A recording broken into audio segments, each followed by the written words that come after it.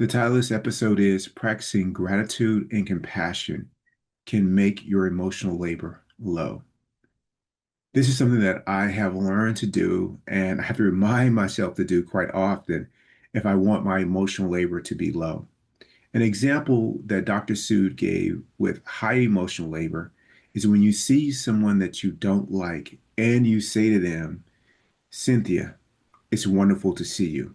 That requires a lot to be able to do that. However, if you practice being grateful to see people that you like, your emotional labor is really low. But if you practice compassion for when it's someone you're not excited to see, in that case, you start to really expend low emotional labor. Now, you may not be happy to see them or grateful to see them if you don't like them, unless you've had a lot of practice and unless you create a purpose around it, which is an opportunity for me to learn how to be grateful about people that I'm not excited to see, and it's an opportunity for me to keep an open heart in those interactions. Then great, you can have a lot of practice and get there. And I surely have practiced with that kind of intention. But in this case, in which you haven't had a lot of practice or created this as an intention when you are interacting with people that you don't necessarily like. In this case, what you want to bring to that interaction is compassion. And when you bring compassion, your emotional labor is really, really low, really low. And that's where you want to be. That reduces suffering. It helps you cultivate inner peace and it helps you come into those spaces with an open heart. Here's an example. An example was I was coming to the pickleball court the other day for a drill session. And it was an hour with the other person who I was drilling with. So every minute to me counted, especially since I was paying for the time. And when we got there, there were other people that were on the court. And they were going right up until the time. And they even went past the time. Now, in the past, Keith 1.0 would be closing his heart inside, like be well, like why aren't they being thoughtful? The court is reserved for us. There's open courts here. They can move to the court. They've already asked us, do are we waiting on the court? We said yes. They're still continuing to carry on and go and over their time, like all these things that I would be doing, and then my body language would not be one that is friendly. My body language would be completely closed off.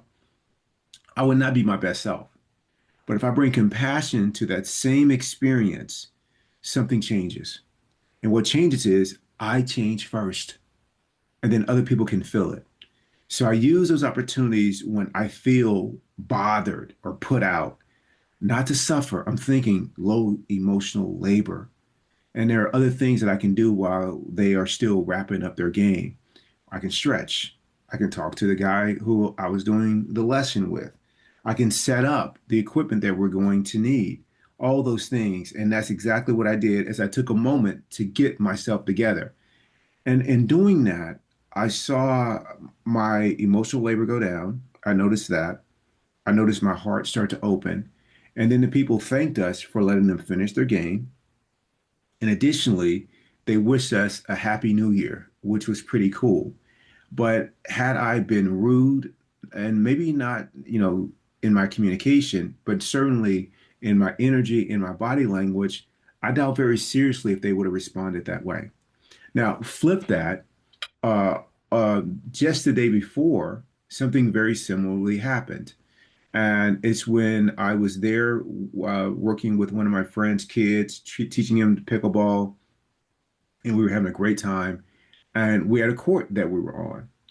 And there was this family there who was on an adjacent court that they reserved four courts, but they only had enough people for one court. And the rule in our community is that if you're 15 minutes late and your party isn't there, then other people now have those courts.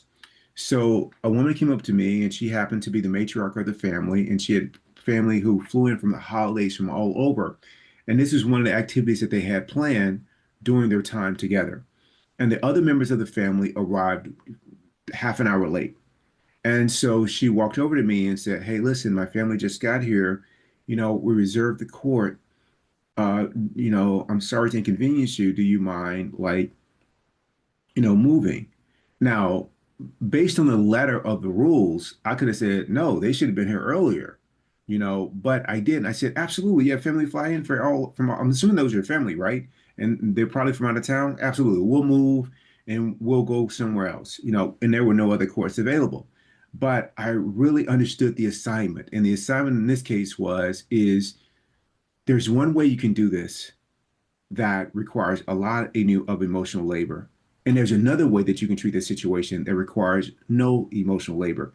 And in this case, I chose compassion because she was trying to create this really shared experience with her family, which were, in this case, three generations of relatives, that they could have this really joyful, fun experience.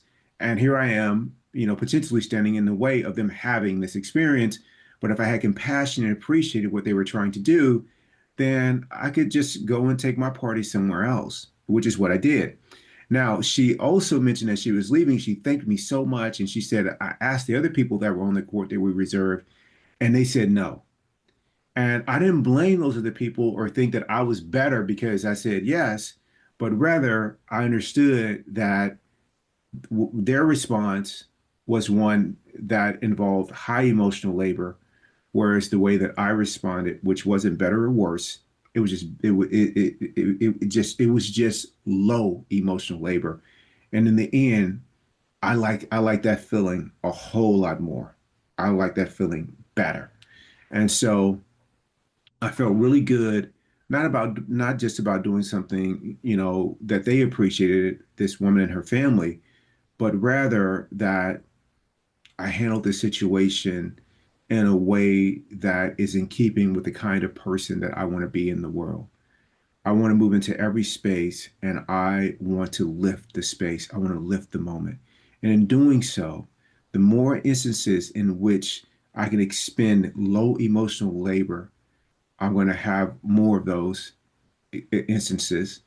And when I expend high emotional labor, I'm likely going to have moments that I'm going to suffer quite a bit, as well as cause suffering for others, which is unnecessary. So, as you move through life, consider performing behaviors and moving through life in a way that requires low emotional labor.